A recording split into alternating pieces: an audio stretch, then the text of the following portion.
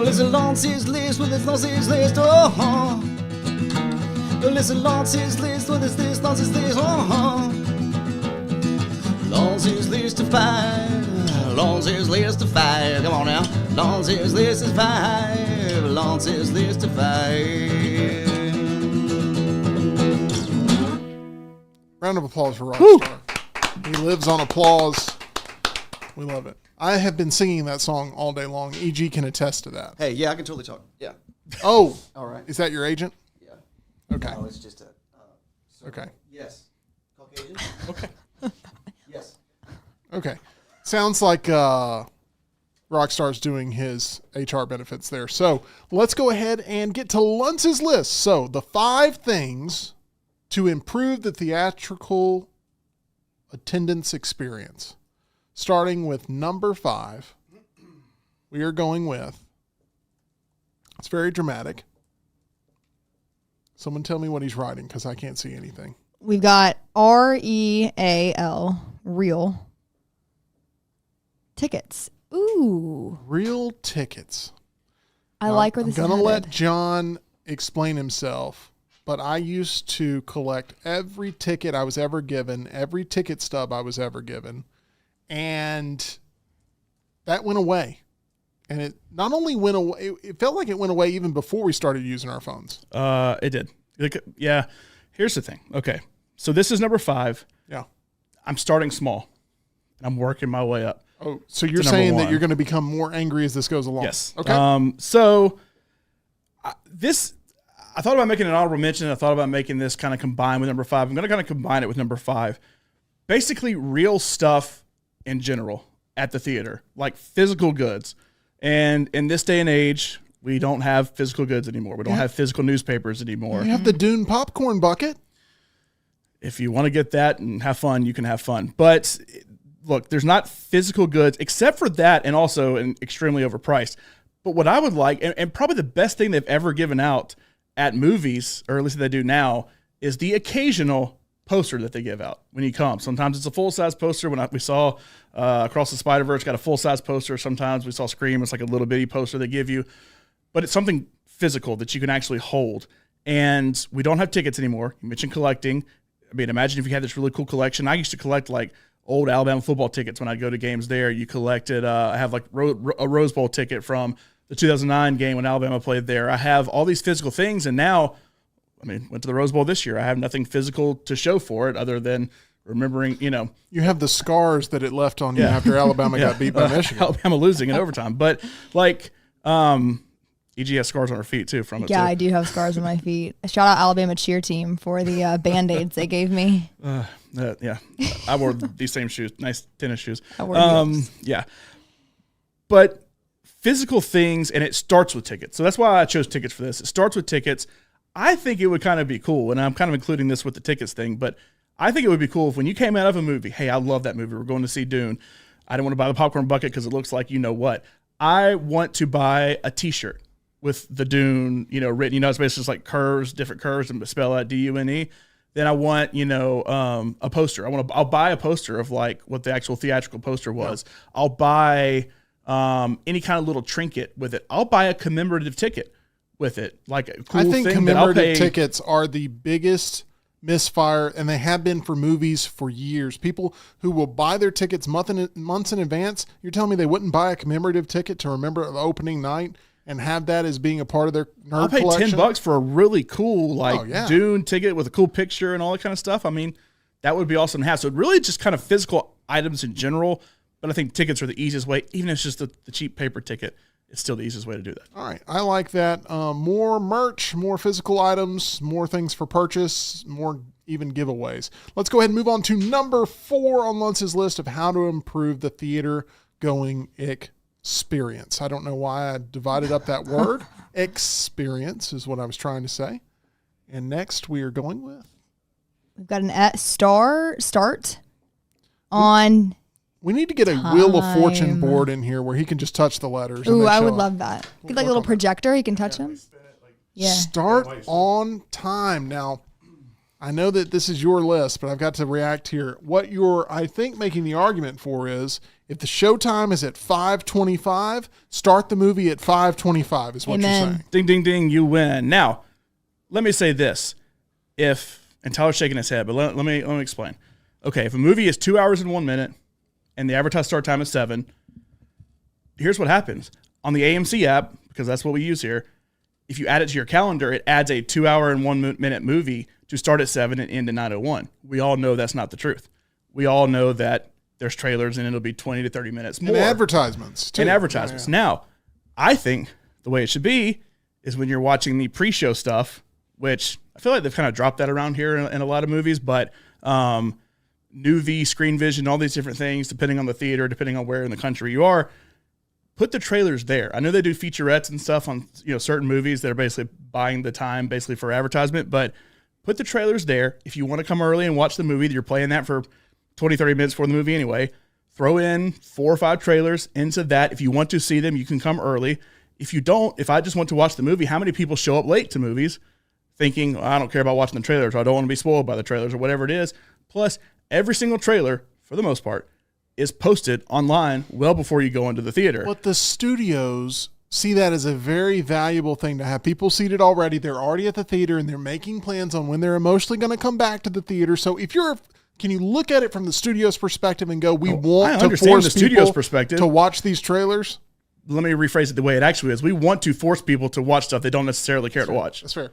So I'm trying to make the movie-going experience I'm better. just saying there's big business that comes into there's big business this. in every single thing that I'm mentioning today. It's just but I feel it's like not best for the consumer. I feel like number 5 that's actually a way that it'll improve the consumer experience and it'll improve the revenue. Because at that point, you're not just a candy and popcorn seller. Oh, these aren't all helping right. Everybody. But it's about the to longevity. Help me, it may hurt you. If the studio gets upset that trailers are not being played before a start time, or people's movie experiences are being disrupted by people showing up late to come into the film, then that's bad for business. So I just can't, I'm sorry to be disagreeable, but I'm just not sure number 4 is as important as what number 4 should be in this. You just can't plan because, I go see a movie like The Zone of Interest that's a foreign film. They may show 2 or 3 trailers before that. I go see the latest Marvel film, and there's 10 trailers before it because and commercial tie-ins. Disney wants to show everything that they possibly can. So that's the other thing. I can't plan. If I'm planning like, hey, I got a couple hours, how many times are you going to see a movie, killing time between here and poker or something like that? Like, you always have to try to give an extra bit of time, but you're never actually told, hey, there's 3 trailers they're going to play for. And look, I have no problem with if the movie's at 7, say movies at 7, start time will be at 7:22. For the actual movie. And then when you put it in your calendar, when it auto goes in your calendar, it's based on how many trailers there are, how many advertisements, you know exactly when the movie's going to start, because people are bringing up, hey, I need some grace period to come get to the movie. I understand that. But let me know when the movie's going to start. Yeah, definitely. What's going on back there, Tyler? You look very amped up.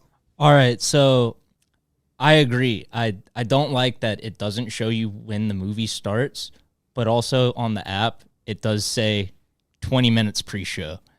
But when you put it in your calendar, I have Dune for when we're going to see it Thursday. It says Dune Part 2 starts at 7 p.m., ends at 9:46 p.m. because it's a 2 hour and 46 minute movie.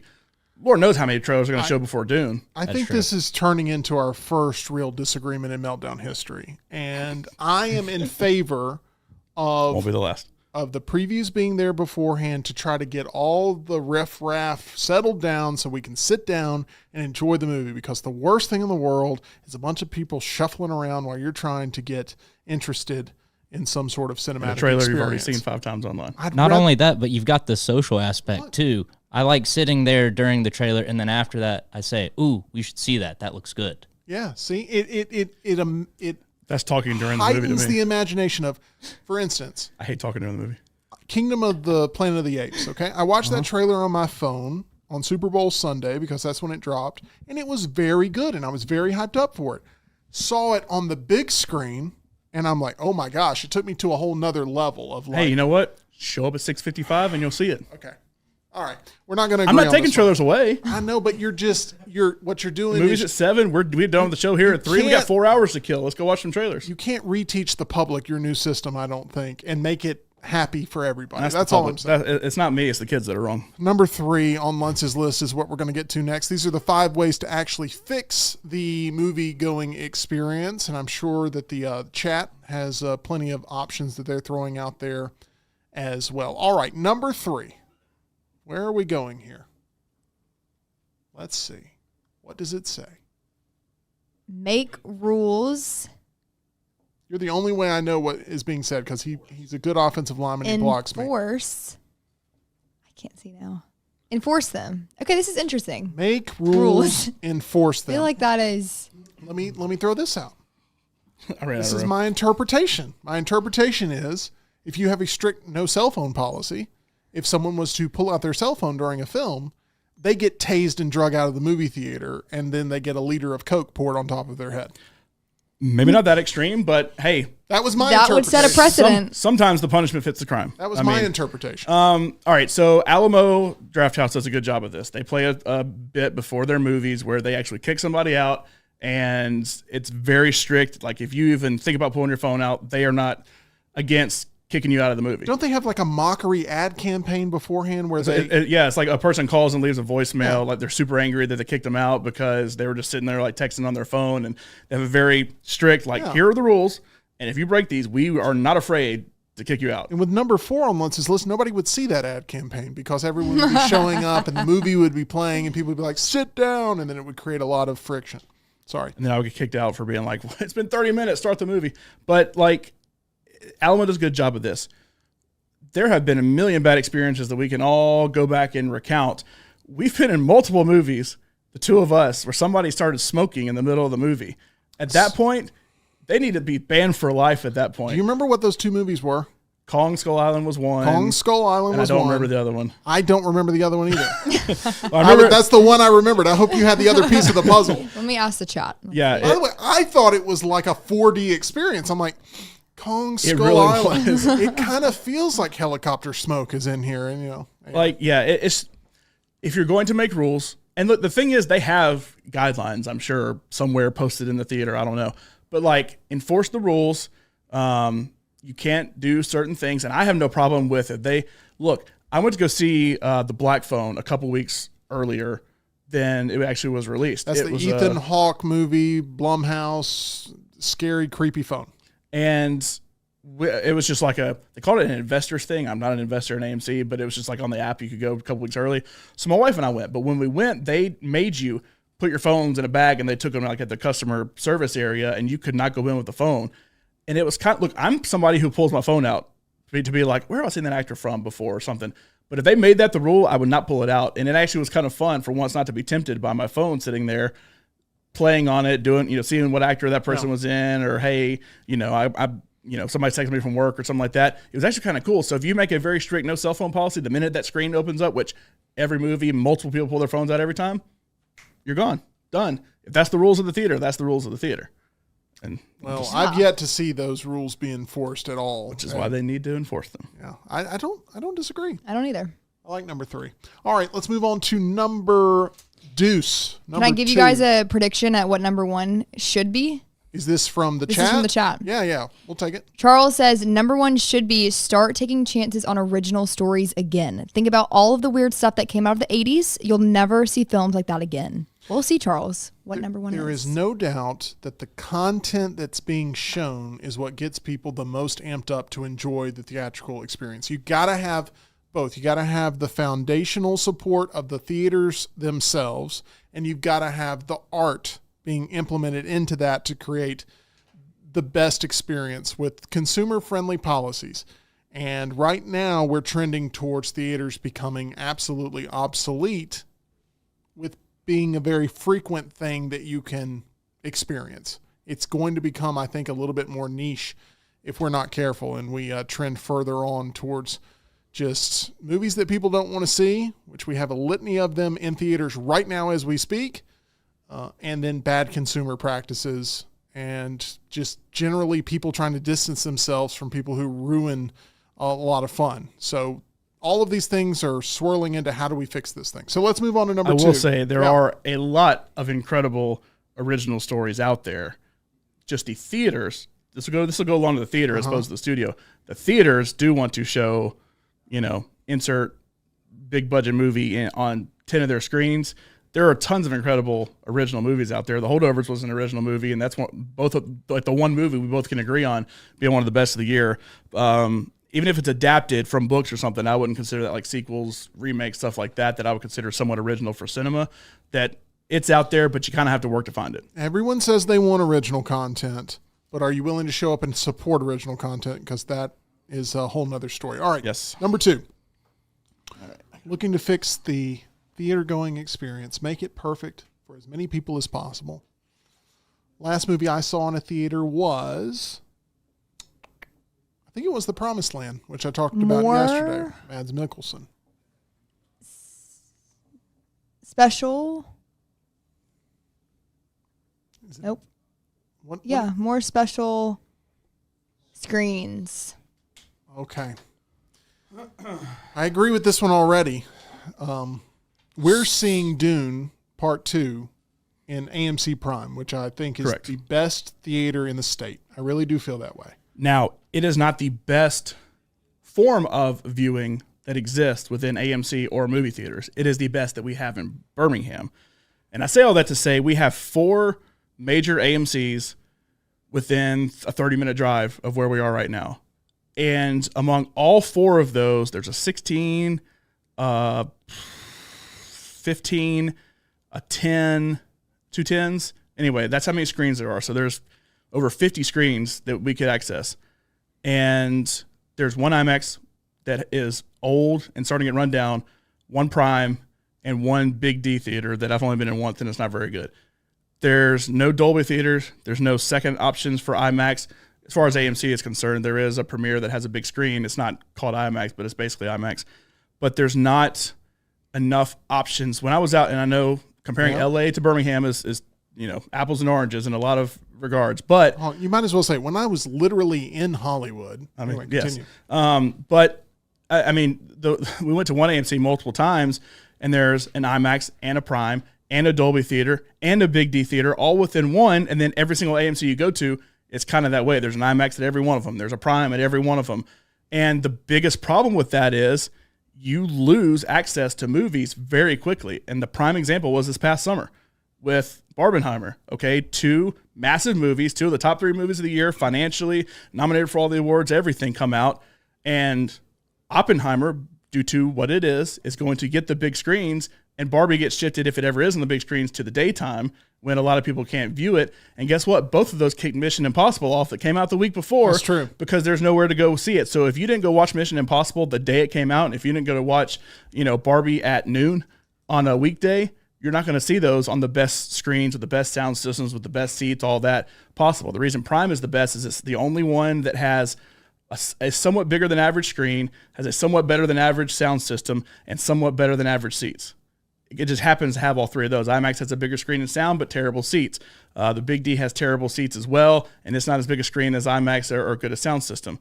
We literally have one theater that when a new movie comes out, we have to go to that one. It's pretty much the only option we have. Another thing about Prime that's really great is that the entire rest of the theater is blacked out to where the only thing you're seeing is the screen, minus someone using their cell phone, which according to number 3 on Lunce's list, should ban them permanently. They should be drugged to the guillotine and taken out right in front of the entire crowd, depending on what type of movie you're watching. If it's rated R, that's the way we go. That's my enforcement. I think I went one step too far. I think now that I play it back in my head, that's something I would not say on air that I said on air.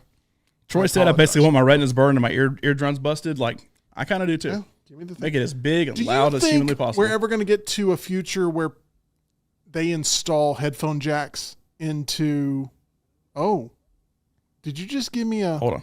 You just gave me a hold on. Is that a prediction Is that for number something? 1? Okay, don't get there yet. Maybe you can go start to draw or whatever, but I'm going to tell you about a little bit of a horrendous movie theater experience that I had, and it was chipping my tooth on popcorn.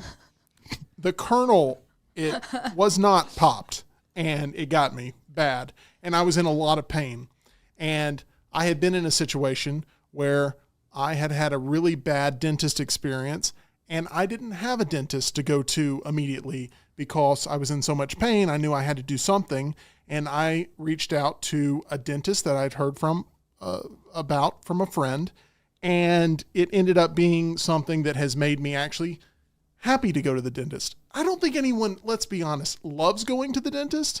If you do, you're a weirdo. But this place, in my opinion, is the best dentist experience that you can have here in the state of Alabama. Alabama Dental Associates, they provide specialized care in both general and cosmetic dentistry. When I had a problem, Dr. Brian took care of it, and they did it in a way that it was convenient for my schedule. They're open late. They're open until 7 o'clock, Monday through Thursday, open till 5 o'clock on Fridays, and they're even open on Saturdays from 8 a.m. to 2 p.m. You can book your appointment with Dr. Brian or Dr. Jeff or any of the great doctors there at Alabama Dental Associates by calling 205-956-8977. That's 956-8977. Or you can visit them online at alabamadental.com. All right, number one on Lunce's list, we are ready to unveil the best way to fix the theater-going experience for the masses. I feel like I have not seen the answers on Lunce's list, but I feel like John gave me a pause for a second. You're getting too warm to spoiling something in number one. So I'm getting ready here to see what John is writing. I think we've got an acronym. Dare I say branding? What is it, Lunsford? This one's going to take What some is explanation. this? Okay. All right. So I already hate this, and I haven't heard it because I don't know why you have a whole marketing campaign when this is just a silly thing we do, but I'd love to hear it. Take the floor. this is what I'm calling Seat Plus. Plus. Seat Plus. S stands for separated. This all pretty much has to do with seating, so I kind of lumped it into one. Separated. The best theaters that I have been to are ones that have groups of two completely separated. So I'm not talking, so the way our theaters are here, like Prime, for instance, it's couple seating, essentially. With an armrest you can pull up between the two of us sitting in a couple seat. Doesn't necessarily work like me and my wife, or you and your wife, or you and Tyler in a couple seat, because y'all went to go see Argyle together. Tyler, I love you. And so it's like it's not the way to go to have the couple seats all mashed together. The other thing is, if you happen to get the odd seat on both of those, it's very awkward sitting with some person in a couple seat basically you don't know. The best I've seen, probably the best I've seen, is a theater chain called iPick that I've been to, one in New York and Atlanta, that they basically do two-person pods that are kind of surrounded. I mean, it's very easy to fall asleep in them, but it's super comfortable if you can watch the movie without falling asleep. But two-person seats, but then also have some single seats that, like, if you and I are sitting in single seats, we're this far apart, like seating-wise. I mean, it may be the same recliner that I get at some of the AMC theaters, but we're this far apart. I think just separating things out a little bit. Now, do you lose some seats that way? Sure. But guess what? When they upgrade to the bigger seats anyway, how many seats are you potentially losing? And guess what? The butts ain't in the seats anyway. So make it a more luxury experience. And I know we have A-list, but I'm willing to pay to have a better experience like that. That's the S. Separated. We're just one leg into this. Yeah. Hold on real quick. This is such a cheat for number one, by the way, because it's four things or five things? It's four things. Okay. I just put the plus because everything's plus. Apple Plus, Disney Plus, ESPN Plus. Paramount Plus, ESPN hey, Plus. Pretty soon, I know it's only day 2, we'll be launching Meltdown Plus. Coming to you very, soon. very, very soon. All right. So the S is separated. Separating seats out, making it more of an intimate experience. Here's my thing. I love the movie theater going experience, but I don't like sitting next to people. I mean, hold on. I love seeing a new movie with a big crowd. I just hate the people. No, hear me out. That's what I heard. So the four of us in this room, we have 3 or 4 feet at least between all of us. We're not all four. We do. A week ago. Yeah, we're not all four sitting like side by side right now, like really close to each other. We're bigger guys. We need to spread out and kind of spread our wings a little bit. But if you separate the seats out, everywhere I've been that the seats are separated, guess what? I have never once not had the interaction from the crowd still. I have an intimate experience watching the movie, and I can still hear laughter. I can still hear gasp in a horror movie. I can still hear whatever it is and still have my intimate experience while experiencing every other aspect of the movie theater except being crowded next to somebody sneezing next to me right after COVID happened, whatever it may be. So separating the seats really helps. So we are still on S. We're still on S. Okay, let's get to E. E Please. is... educated placement. And I say educated placement for this is hard to implement right now. But imagine, if you will, a theater that doesn't go straight. Instead, imagine a theater that curves a little bit. Curves so where I sat, when I went to go see The Zone of Interest, this is just the most recent one off the top of my head. When I went to go see The Zone of Interest, I sat all the way to the left because I like to sit on the aisle. Well, the entrance was on the right. The emergency exit was on the left too. So when I looked straight ahead, I was staring at the wall.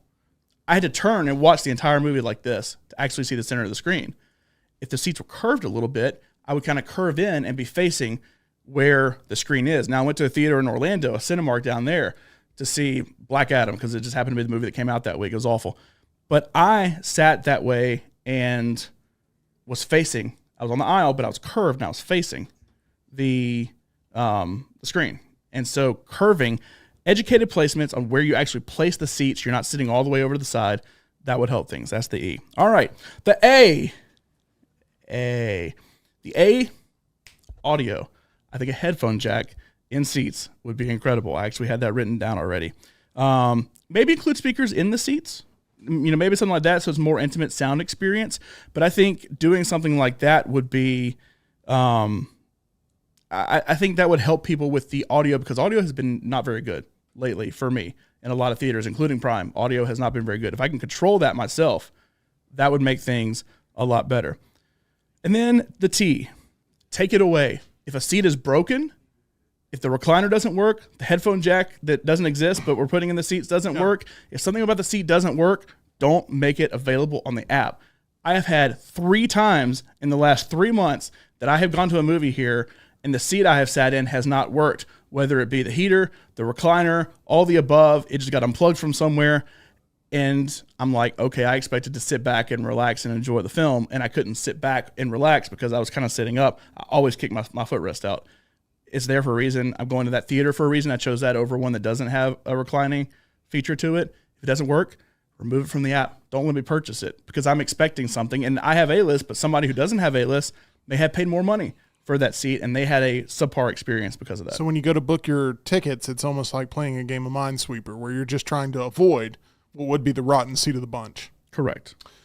There are a lot of people I've seen that maybe haven't been to the movies in a long time, and they show up to go see a film, and they think they're just going to walk up to the counter and purchase whatever it is that they want, and then they either get confused because the attendant is having to turn the screen around and saying, okay, this is where the actual screen's going to be. What seat do you want? They're like, well, I don't know which one to choose. And then all of a sudden it's holding up the line. First time I did that, Blade Runner 2049 sat in the front because I thought it was the back. Yeah, I mean, it's tricky. I mean, you're not prepared for it. You already are trying to figure out your menu options. And I understand there's a lot of people who just want to walk up, get a ticket like the old days, and go sit in any seat they want. Just doesn't work that way anymore. So be prepared if you are going, you know what, I'm going to go back to the theater. I haven't been in 40 years.